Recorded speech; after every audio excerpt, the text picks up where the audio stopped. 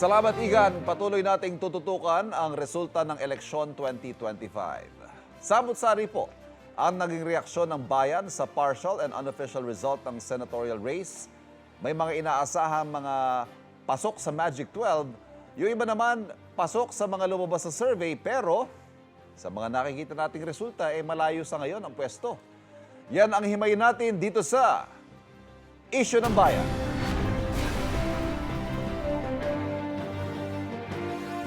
At sa ating talakayan ngayong umaga, makakasama po natin Dr. Guido David ng Octa Research. Dr. David, thank you. Welcome sa Unang Hirit.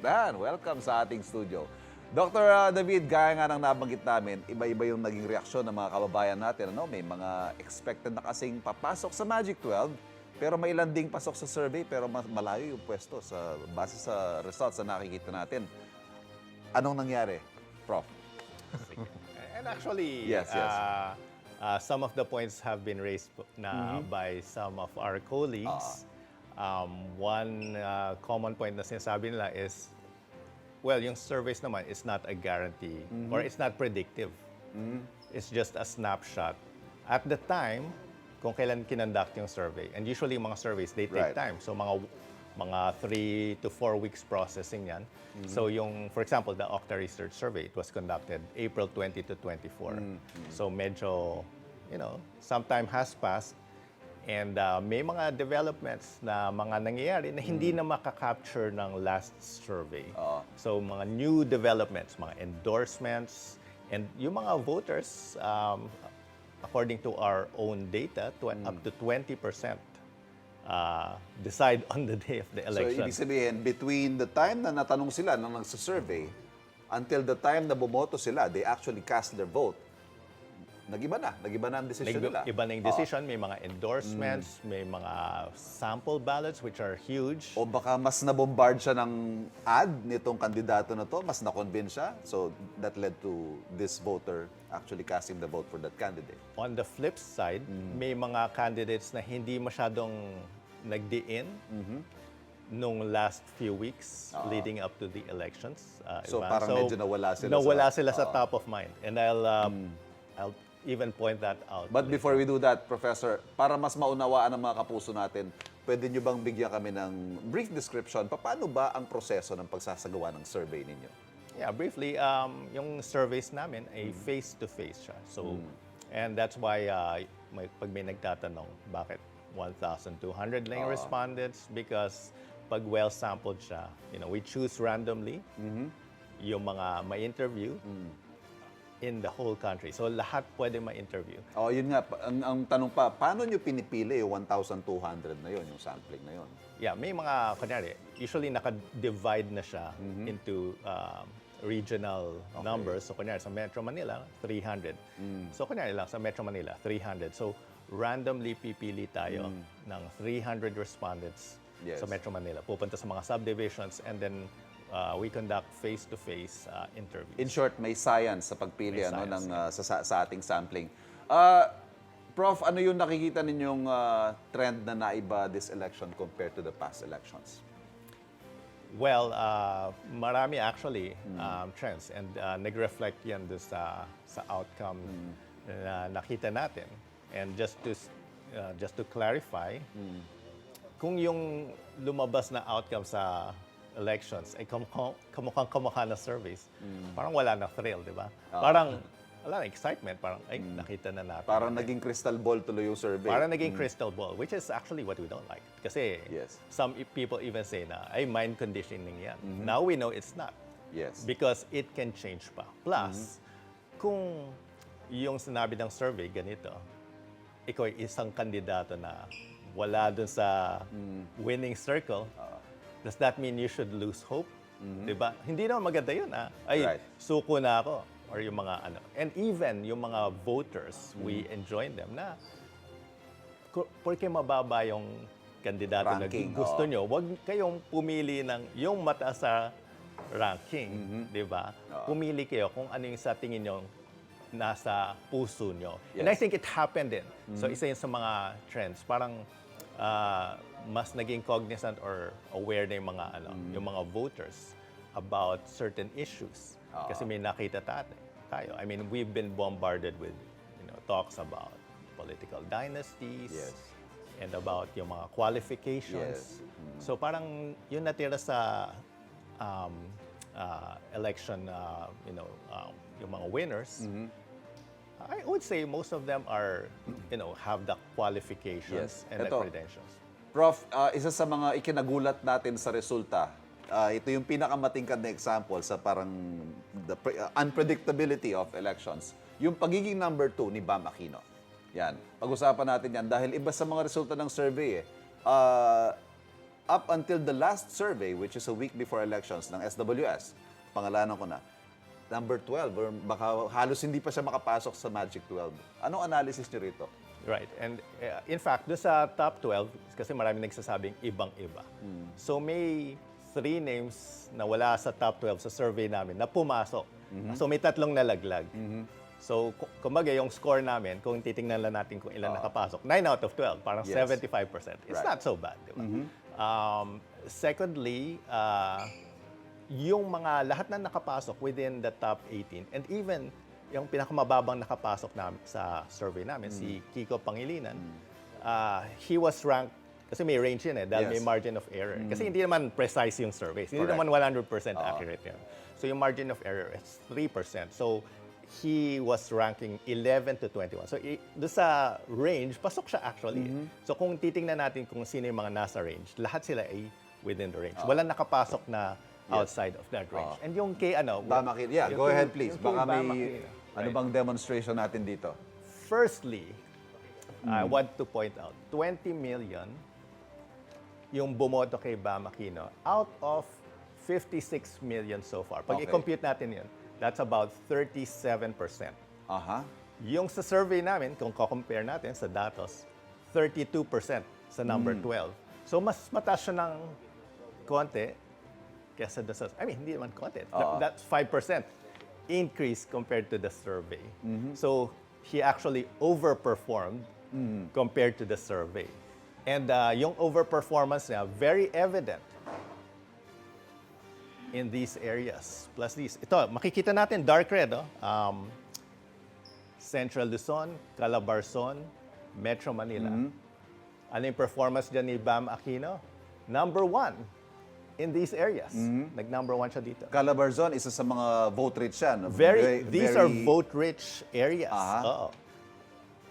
If I'm not mistaken, number 1 din siya sa Bicol region. And sa Mimaropa region, Okay. I'm not sure kung number 1. I have to check. Wala detail. But these are areas where he got a lot of votes plus Western Visayas. Pero makikita natin, even outside of these areas, sa Ilocos region, dito sa Cagayan Valley, sa Ilocos region, he still got a decent mga 25 Even to 30. yung mga sinasabing bailiwicks, for example, yan, Ilocos region, bailiwick ng solid mga north, Marcos, right. yes, and then yung Visayas, bailiwick ng mga Duterte, or yung Mindanao, all of those regions nakakuha ng significant votes si Bam Aquino. Right. Not so much sa Mindanao, but he got enough to add to his total. Even, for example, Central Visayas here, not very would dark. you say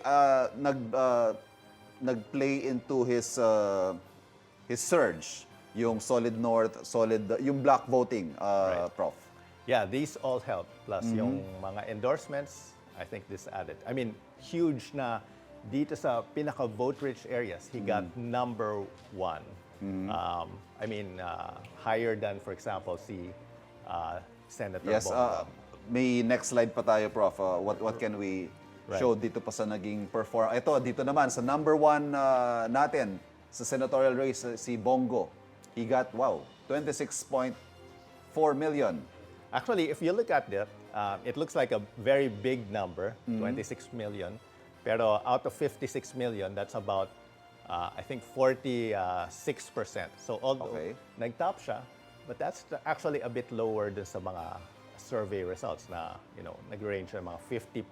So, it's a bit lower. Hindi naman na disappointment. Hindi siya Hindi siya kung nag-perform. si Bam Aquino nag-overperform, nag-underperform slightly. Slightly si Bongo. underperform. Not to take anything away Yes, from but still the enough senator. to get him to the top The spot. top. Okay. And with a big lead of 6 million votes. Yun, Prof, bakit ang layo ng number 1 at number 2? Go and Aquino, malayo yung mga votes nila. And this is what I wanted to point out kanina. Why the results are also different from the survey. Si Bam Aquino nag-overperform. Si Kiko Pangilinan slightly overperform.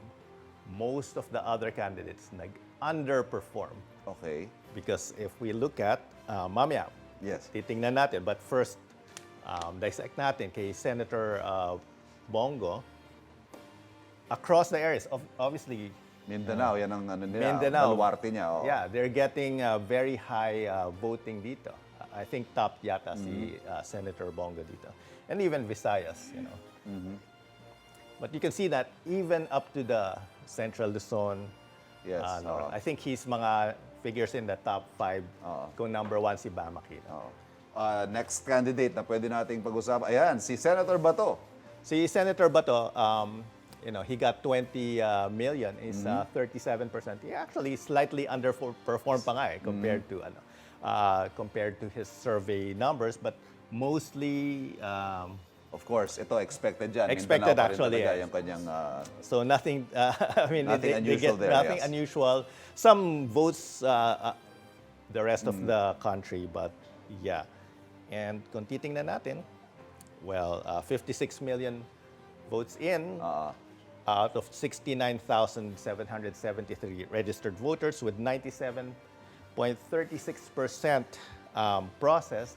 Pag i-kompleto natin yan, maging 100%, that will total to 57.6 million votes out of 69. So ang voter turnout natin, roughly mga, Yes. I think, 82.5%. 82. Ano ba yung... And then our last slide. Yeah, so this is these are the numbers. If you look at Senator Amy Marcos, she got 13 million. Out of 56 million, ang turnout niya is 23% ang bumoto sa kanya. And that is, well, actually, that's not so far from yung survey numbers niya. But she slightly underperformed. But those below here, na hindi natin nakikita, like sina... A quick word, Prof. Yan, yung mga hindi na natin nakikita na laglag.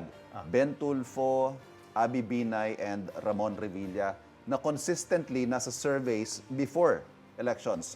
Ano ho kaya nangyari dyan? Yeah, so sila, they got mga 11 million votes out of 56 million. That's only about 20%. Ang survey numbers nila nasa mga 30%. So a big underperformance. So 10% yung binaba. Some of them may have been due to parang kulang sa visibility in the last weeks prior to that. But I was seeing ads nila Abby Binay. Yes. And sila Bong Revilla, may mga nakikita pa tayong ads. But I think less visibility and maybe hindi nasa top of mind ng voters. So maybe that's why. Ito, Prof, finally, base po sa COMELEC Media Server, more than 99% na yung naprosesong election returns. Is it safe to call it na hindi na magbabago itong Magic 12? Wala kasing number 13 dito, so we can't see it. But the lead... Anyway, may fina-flash tayo sa ating mga screen ngayon, yung mga... Right. But the lead... Mababago pa ba yung Magic 12 natin? The lead between Senator Amy and Ben Tulfo was around 1.2 million, I think. And yung natitirang votes is mga nasa 1.6 million. I think it's a statistical improbability at this time. So, I think itong Magic 12 na Buo na. Baka may mag-flip pa doon sa mga medyo dikit yung numbers. Ayan, Prof, nakikita natin sa screen natin ngayon, yung 11 to 15, mukhang safe na si Senator Amy. Yes, because from 12 to 13, yes. 13 million versus 11.8 million. That's around 1.2 million votes more or less.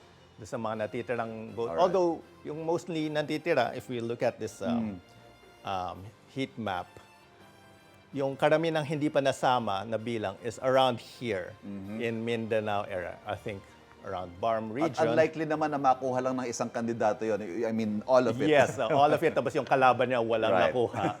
Tapos yung isa 100% voting. So, especially given the profiles of the candidates na nasa mga Yes. 13, 14, Anyway, 15. ang pinag-uusapan ho natin dito, statistical probability, where we're not favoring a particular candidate or whatever. Prof, thank you very much for the explanation. Sana po naliwanagan kayo, mga kapuso, sa naging turnout ng mga resulta sa ating senatorial race. Babalik po ako ng hirit.